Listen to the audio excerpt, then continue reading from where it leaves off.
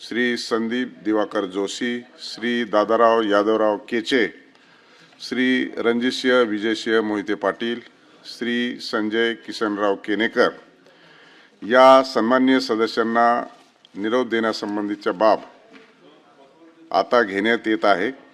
सभागृहाचे नेते आणि राज्याचे उपमुख्यमंत्री शिंदे साहेब या संबंधीचा प्रस्ताव मांडतील। सभापती महोदय,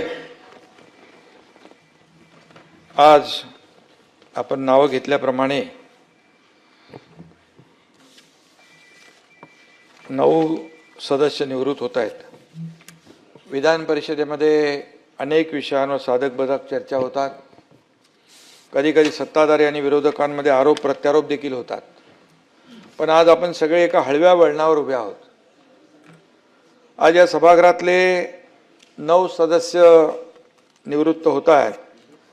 किती टाळलं तरी हे निरोपाचं वळण काय आपल्याला टाळता येत नाही आणि निरोप देणाऱ्यांची आणि निरोप घेणाऱ्यांची इच्छा नसली तरी थांबा आला असल्याने थांबावंच लागतं।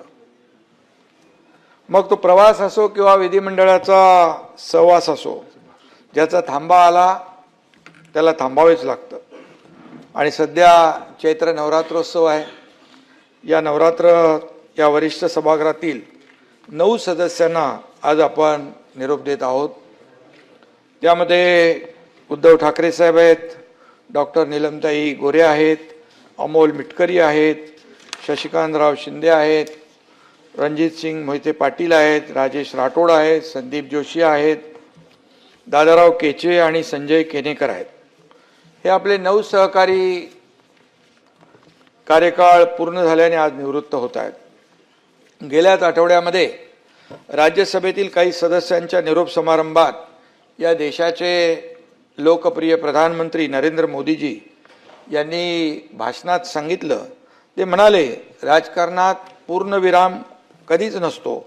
सदस्य राज्यसभेतून निवृत्त झाले तरी त्यांचे जनजीवन संसदेच्या कक्षेबाहेर निरंतर सुरू असतं।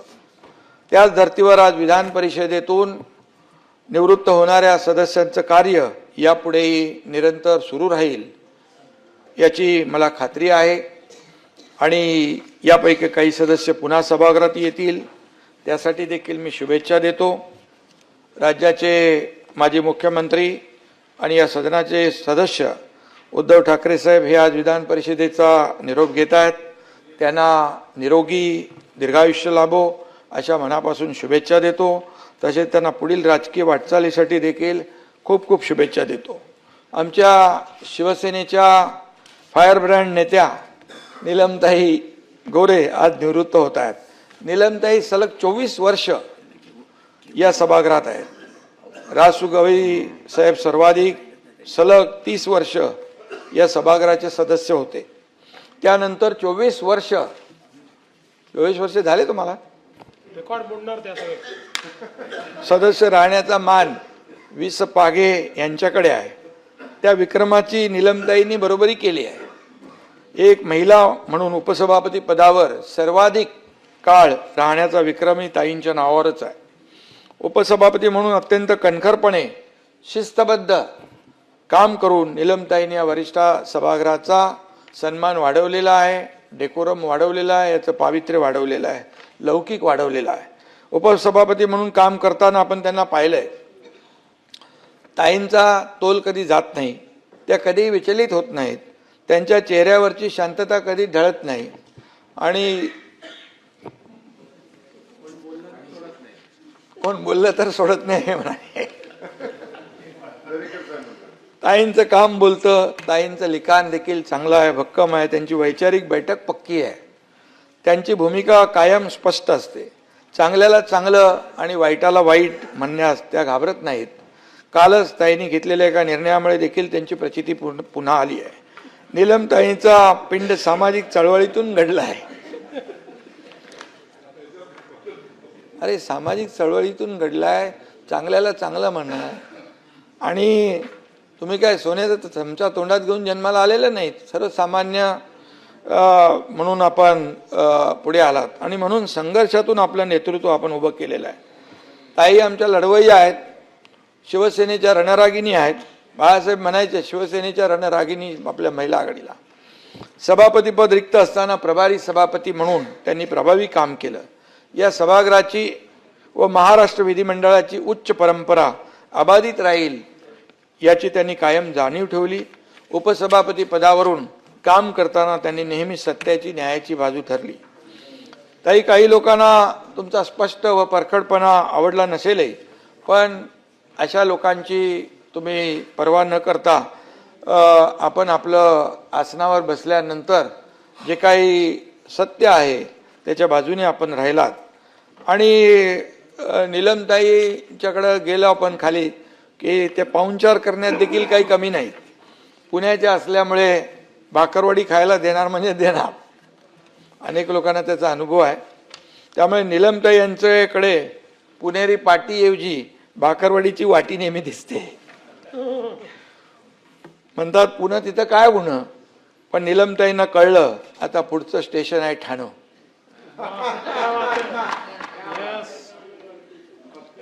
कारण बाळासाहेबांचे विचार आहे ठाण्यानेच जपले, वाढवले, जोपासले.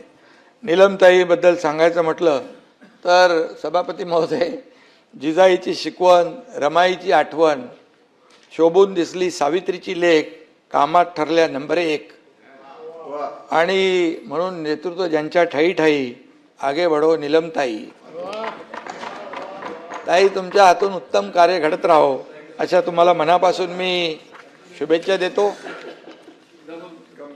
अमोल मिटकरी आमचा तरुण तडफदार सहकारी सुद्धा आज निवृत्त होतोय. अमोल मिटकरी बस नामी काफी आहे. त्यांनी त्याचे सांगितलं होतं ते कसा विधान परिषदेमध्ये आला, ते दादानी कसं त्याला हेरलं. यांचे नावच अमोल आहे आणि वाणी अमोघ आहे. त्याचा आवाज बुलंद आहे, कणखर आहे आणि झणझणीत देखील आहे. उन्हाळ्यात विदर्भ भयंकर तापतो, त्यातही अकोला जास्ती तापतो. त्यामुळे आपले अमोल मिटकरी हे विदर्भातले फायर ब्रँड नेते आहेत, कार्यकर्ते आहेत.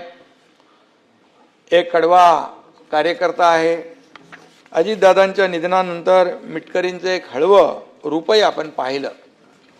जी माणसं वरून तापट वाटतात ती माणसं आतून मायाळू असतात, हे त्यांच्या बोलण्यातून वागण्यातून आपण पाहिलं. अजितदादा दुर्दैवाने आज आपल्या सोबत नाहीत. आज दादा असते तर अमोल मिटकरी यांच्या बाबतीत भरभरून तोंड भरून त्यांनी कौतुक केलं असतं. दादांच्या जाण्यामुळे मिटकरींचं कधीही न भरून येणारं नुकसान झालंय, सगळ्यांचंच झालेलं आहे. छत्रपती शिवाजी महाराज, शाहू महाराज, ज्योतिबा फुले आणि डॉक्टर बाबासाहेब आंबेडकर यांच्यावर तासभर व्याख्यान देऊ शकेल असा मिटकरींसारखा तरुण नेता आज तरी सध्या राजकारणात नाही आहे. घड्याळाच्या काट्यांची गती कशी आहे याची उत्तम समज त्यांना आहे. आणि अमोल तरुण आहे, त्याच्यापुढे अजून मोठी राजकीय कारकीर्द आहे. त्यामुळे ते आपल्याला वेगवेगळ्या वळणावर भेटत राहतील. ते संत साहित्याचाही अभ्यास करतात. त्यामुळे आज निरोप घेताना संत तुकारामांचा एक अभंग म्हणून मी त्यांना शुभेच्छा देतो. मनाचे संकल्प पावतील सिद्धी, जरी राहे बुद्धी याचे पायी. मनाचे संकल्प पावतील सिद्धी, जरी राहे बुद्धी याचे पायी. तुका म्हणे मज धाडिले निरोप, मार्ग हा सोपा सुखरूप. आणि आता सोपा सुखरूप मार्ग कुठला, अमोल मिटकरी तुम्ही ठरवा आणि तुकोबाराया तुम्हाला नेहमीच मार्गदर्शन करत राहतील. शशिकांत शिंदे हे देखील निवृत्त होत आहेत. शशिकांत शिंदे आणि माझा जन्म एकाच मातीतला आहे. आम्ही दोघंही साताऱ्याचे सुपुत्र आहोत. त्यात दोघंही शिंदे, त्यामुळे आमचं नातं तसं गावकीचं भावकीचं आहे. साताऱ्याची माती झुंज करायला, लढायला शिकवते. कामगार चळवळ असो किंवा माथाडी कामगारांचे प्रश्न असो, शशिकांतजी आपण नेहमीच अग्रभागी राहिलेला आहात आणि सर्वसामान्यांच्या लढ्यामध्ये त्यांना न्याय देण्यासाठी पुढे राहिलात. सर्वसामान्यांच्या अडीअडचणी सोडवण्यासाठी जीवाचं रान करणारा गडी अशी तुमची ओळख आहे. आणि म्हणून शशिकांतरावासारखा सर्वसामान्यांसाठी भांडणारा नेता या सभागृहाची शान आहे. शशिकांतरावांचं मित्रमंडळ मोठं आहे, त्यामुळे त्यांना मित्र संपदा मंत्री म्हटलं तर वावगं ठरणार नाही. मंत्री होते तुम्ही. त्याचबरोबर साताऱ्यातल्या जो काही घटना झाली त्याच्याबद्दल बऱ्याचदा चर्चाही झाली. आपण घेतलेली भूमिका देखील सभागृहाने पाहिलेली आहे. आणि म्हणून काही जणांनी घटनेचं राजकारण करण्याचाही प्रयत्न केला, परंतु शशिकांतजींनी सत्याची बाजू घेतली. शिंदे किसी से डरते नहीं और मैदान छोड़ के भागते नहीं, हे दाखवलं तुम्ही. त्यामुळे शशिकांतजी एका पक्षाचे प्रदेश अध्यक्ष पण आहेत. त्यामुळे सभागृहात नसला तरी तुमच्या अशी कोणत्या ना कोणत्या कारणाने आपली संबंध येतच राहतील. भावी राजकीय आणि सामाजिक वाटचालीसाठी मी आपल्याला शुभेच्छा देतो. एक शेर बोलतो तुमच्यासाठी. मुसाफिर है हम भी, मुसाफिर हो तुम भी, मुसाफिर है हम भी, मुसाफिर है तुम भी, हर मोड़ पर फिर मुलाकात होती रहेगी. रणजित सिंह जी सभापती महोदय, रणजित सिंहजी मोहिते पाटील हे देखील निवृत्त होत आहेत. सहकार क्षेत्रातील आपला मोठा वारसा आहे. ग्रामीण अर्थव्यवस्था कशी बळकट करायची याचं उत्तम ज्ञान आपल्याला आहे. सोलापूर जिल्ह्याच्या विकासासाठी आणि शेतकऱ्यांच्या ग्रामीण प्रश्नांसाठी आपण दिलेलं योगदान अतिशय महत्त्वाचं आहे आणि आपल्या अभ्यासू वृत्तीचा सभागृहाला नेहमीच फायदा झालेला आहे. आजोबा शंकरराव मोहिते पाटील आणि वडील विजयसिंग मोहिते पाटील यांच्याकडून सहकाराचा वारसा आपल्याला लाभलेला आहे. त्यामुळे विधान परिषदेतही आपण सतत सहकाराची आणि सहकार्याची भूमिका घेतलेली आहे, ही सगळ्यांनाच माहीत आहे. आणि विनाकारण संघर्ष, अकारण टीका, वादविवाद आपल्या स्वभावात कधी दिसला नाही. आणि त्यामुळे मी आपल्याला एवढंच सांगतो की आपल्याला पुढच्या वाटचालीत देखील मी मनापासून शुभेच्छा आपल्याला देतो. राजेश धोंडीराम राठोड हे देखील निवृत्त होत आहेत. राजेशजी जो वरिष्ठ सभागृहातील एक शांत आणि संयमी व्यक्तिमत्व म्हणून सगळेजण आपल्याकडे पाहतात. समाजातील वंचित आणि उपेक्षित घटकांच्या प्रश्नावर आपण या सभागृहात वेळोवेळी प्रकाश टाकलाय. ग्रामीण भागातील विकास कामं आणि पायाभूत सुविधा यावर आपला नेहमी भर असतो. सामाजिक उपक्रमांद्वारे वंचित घटकांना मदत करणं, त्यांना न्याय मिळवून देणं, अशा प्रकारचा परोपकारी स्वभाव आपल्या वागण्यातून नेहमी जाणवला. स्थानिक प्रश्नांना शासन पातळीवर या सभागृहाच्या माध्यमातून देखील मांडण्याचं काम आपण केलं आणि त्यांना देखील न्याय मिळवून देण्याचं काम आपण केलेलं आहे. सभागृहात विरोधी पक्षाची गरज असते, त्यातही राजेश राठोड यांच्यासारखे शिक्षण क्षेत्रातील लोकप्रतिनिधी यांची देखील आवश्यकता असते. आपलं योगदान, सुस्वभाव सभागृहाच्या कायम स्मरणात राहील आणि म्हणून आपल्याला पुन्हा एकदा मनापासून शुभेच्छा देतो. संदीप भाऊ जोशी, दादाराव केचे आणि संजयराव केनेकर या 3 सदस्यांची साथसंगत मला वाटतं आपण वर्षभरच 13 महिने या ठिकाणी लावली. पण या एका 13 महिन्याच्या काळातही या सभागृहात आपली चमक त्यांनी दाखवली आणि त्यांनाही मी भावी वाटचालीसाठी शुभेच्छा देतो. संदीप जोशी म्हणजे आपले नागपूरकर, कला क्रीडा साहित्य क्षेत्रात माहोल करणारा माणूस. नागपुरात संदीप भाऊ का माहोल अलग माहोल आहे. कुठे गेले? कारण नागपूर महापालिकेचे ते महापौर होते आणि विधान परिषद सदस्य असा आपला प्रवास यशस्वी ठरला आहे. तुम्ही राजकारणातील तरुणांसाठी खऱ्या अर्थाने एक प्रेरणास्थान आहात. युवकांचे प्रश्न आणि शहराचा विकास यावर आपली पकड आहे. संदीपराव राजकीय नेत्यातला कार्यकर्ता जोपर्यंत जिवंत आहे तोपर्यंत तो कधी संन्यास घेऊ शकत नाही. संन्यास घेतो म्हटले होते का ते? अरे तुम्ही असताना कसं काय संन्यास घेतो? परत आणला तोपर्यंत तुम्ही ते हाडाचे कार्यकर्ते, त्यामुळे संन्यास घेण्याचा विचार त्यांनी बदललाय आणि आता 6 महिने काय ब्रेक घेत आहे आणि त्यामुळे त्यांनी बदललाय विचार. आणि मला वाटतं देवेंद्रजी त्यांचं पुढचं प्रवासाचं तिकीट नक्की ठरवतील आणि त्यांनी आता 6 महिन्याचा ब्रेक घेतो म्हणून जाहीर केलेला आहे. संदीपराव कुठं बाहेर गेलेत वाटतं? नाही आजारी. तर त्यांना देखील मी सांगू इच्छितो, त्यांना निरोप आता जाईलच. संदीपरावांना सावजी खाऊन कंटाळा आला असेल तर आमच्या ठाण्याची मामलेदार मिसळ खायला या, ते पण झणझणीत आहे. आणि म्हणून त्यांना देखील मी मनापासून शुभेच्छा देतो. दादारावजी केचे, आपला साधेपणा हीच आपली खरी ओळख आहे आणि खरी श्रीमंती आहे. आपला खांद्यावरचा नारंगी रंगाचा गमछा आपल्या साधेपणाची ओळख आहे.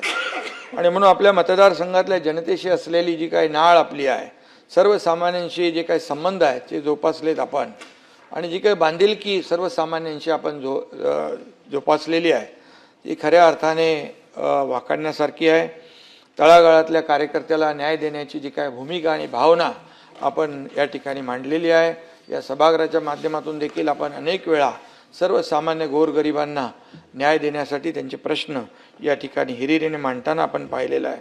आणि म्हणून त्यांचं शिक्षणाच्या क्षेत्रात देखील त्यांनी चांगलं काम केलेलं आहे.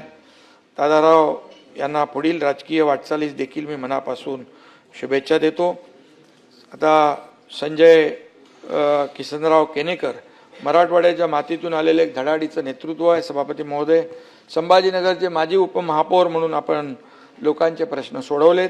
पक्ष संघटना आणि लोकसेवेचा या ठिकाणी समतोल उत्तम प्रकारे साधला आहे. विद्यार्थी परिषदेपासून ते पक्षाच्या संघटनेपर्यंत विविध पातळीवर त्यांनी काम केलेलं आहे.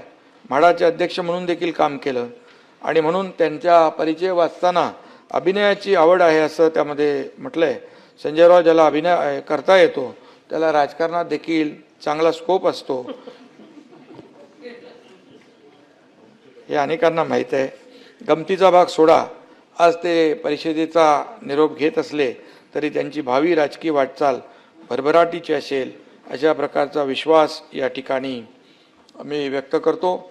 या निरोपाच्या भाषणांमध्ये मला एवढंच म्हणावंसं वाटतं, ओ जाने वालो हो सके तो फिर लौट के आना. सभापती महोदय, या निवृत्त सदस्यांनी राज्याच्या या वरिष्ठ सभागृहात विविध संसदीय आयुधांचा वापर केला, जनतेचे प्रश्न मांडले.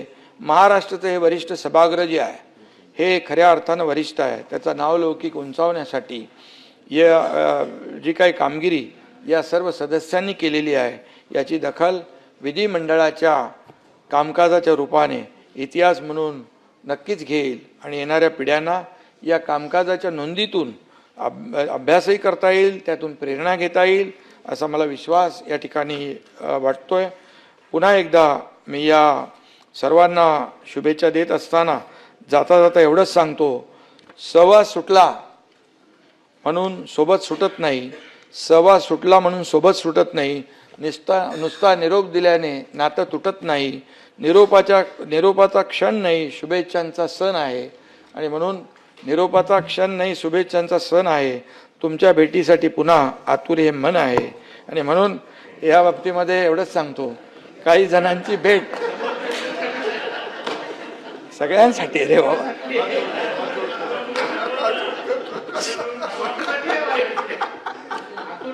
अरे आता हे निरोप समारंभाला बघा, वाईट बोलायचं नसतं, चांगलं बोलायचं असतं. तिळगुळ घ्या, गोडगोड बोलतो आपण ना, तर सगळ्यांसाठी चांगलं आहे. आणि त्यामुळे मी का म्हणालो, काही जणांची भेट पुन्हा सभागृहात होईल. काही जण प्रत्यक्ष फील्डवर काम करताना भेटतील, काही जण निवडणुकीच्या रिंगणात समोरासमोर असतील. कुठल्या ना कुठल्या वळणावर आपली भेट होत राहो यासाठी मी तो 4 ओळी बोललो आहे. आणि म्हणून सगळ्यांना पुन्हा एकदा सभापती महोदय खूप खूप शुभेच्छा देतो. सगळ्यांचं मनापासून अभिनंदन करतो आणि पुढच्या सगळ्यांच्याच भावी वाटचालीस मनापासून शुभेच्छा. धन्यवाद. जय हिंद.